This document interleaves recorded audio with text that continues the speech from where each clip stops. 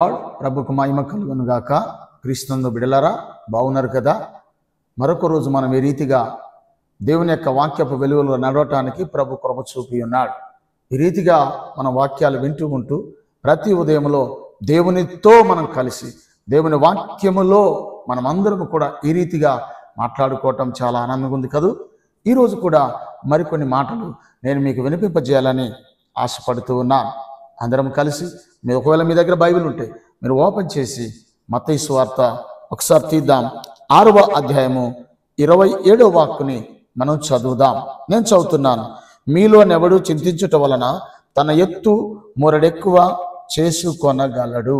చూడండి ప్రియ దేవుని పిల్లలారా, ప్రతి మానవుడు ప్రతి ఒక్కరూ ఏదో ఒక విషయంలో చింతిస్తూనే ఉంటాం కదండి. చింతించట్లేదని అనుకోవట్లేదు, చింతిస్తూనే ఉంటాం. ప్రతిదానికి చింత అలవాటు అయిపోయింది మనకు కదా. అది కావట్లేదని చింతపడతాం, ఇది కావట్లేదని చింతపడతాం, బిడ్డల పెళ్ళిళ్ళు కావట్లేదని చింతపడతాం, ఉద్యోగం రావట్లేదని చింతిస్తాం, అయ్యో అనుకున్న పని కావట్లేదని చింతపడతాం, అయ్యో నా కుటుంబం ఏంటి ఇలా అయిపోయిందని చింతపడతాం. ఎన్ని చింతలను పడ్డా వాక్యం చెప్తున్న మాట ఏంటో తెలుసా ప్రియ దేవుని పిల్లలారా? మీరు చింతించుట వలన మూరెడెక్కువ మీరేమీ చెయ్యలేరని వాక్యము చెబుతా ఉంది. ఎందుకు మనం చింతపడాలి? నీ చింత మానేసి ప్రభు వైపు ఎందుకు నువ్వు చూడకూడదు? చింత చేసి నువ్వేం చేస్తావు బిడ్డ? నీ చింత యావత్తు ఆయన మీద ఏమని వాక్యము సెలవిస్తుంది కదా. వాక్యానికి ఎందుకు విధేయులుగా ఉండట్లేరు? వాక్యం వైపు ఎందుకు చూడట్లేదు మనము? వాక్యం చెప్పిన 6వ అధ్యాయం 27 వాక్కులో చెప్పినట్టుగా మీలోనెవడు చింతించుట వలన తన ఎత్తును మూరడెక్కు చేసుకోగలడు అని వాక్యం చెప్తుంటే ఎందుకు మనం చింతించాలి? ప్రతిదానికి చింతే కదా. ఉద్యోగం రాకపోయినా చింతే, అవునా కదా? కుటుంబం గడవకపోయినా చింతే, పని దొరకకపోయినా చింతే, పిల్లలు చదవకపోయినా చింతే అండి. ఈ చింతలన్నీ తీసి పక్కన పెట్టి మొదటగా నీవు ప్రభు చెంతకు వచ్చుదువుగాక. ఎప్పుడైతే నువ్వు ప్రభు చెంతకు వస్తావో, ప్రభు చెంతకు వచ్చి ప్రభు పాదాలు పట్టుకుంటావో, నీకున్న చింతలన్నీ నా ప్రభు తీసివేయునుగాక.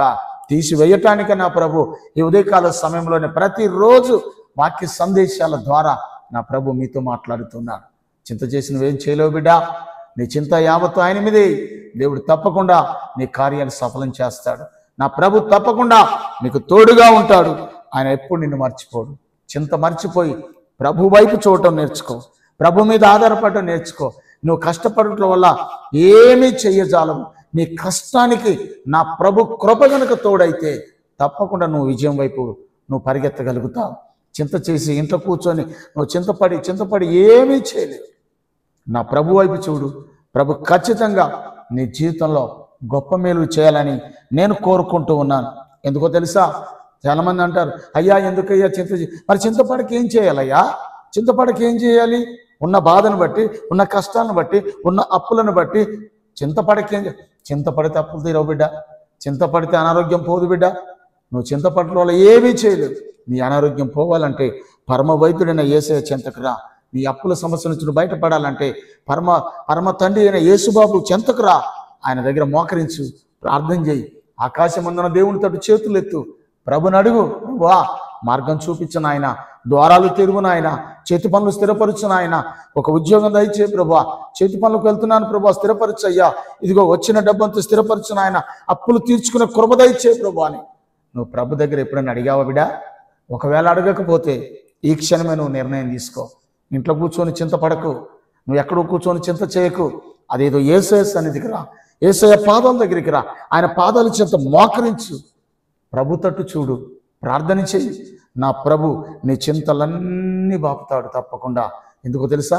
నేను ప్రకటించే దేవుడు, నేను ఆరాధించే దేవుడు గొప్ప దేవుడు, సర్వశక్తిమంతుడు, సర్వాధికారి అయిన దేవుడు. ఏదైనా చేయుటకు ఆయన సమర్థుడు. అసమర్థుడైన దేవుణ్ణి నేను ప్రకటించట్లేదు ప్రియ దేవుని పిల్లారా. సమర్థవంతుడైన దేవుణ్ణి నేను ప్రకటిస్తున్నాను. కనుక వింటున్న ప్రియ దైవ జనాంగమా, తప్పకుండా ఈ మాటలు కనుక మీ హృదయాన్ని తాకినట్లయితే ఈ క్షణమే నువ్వు చింతించటం మానేయి.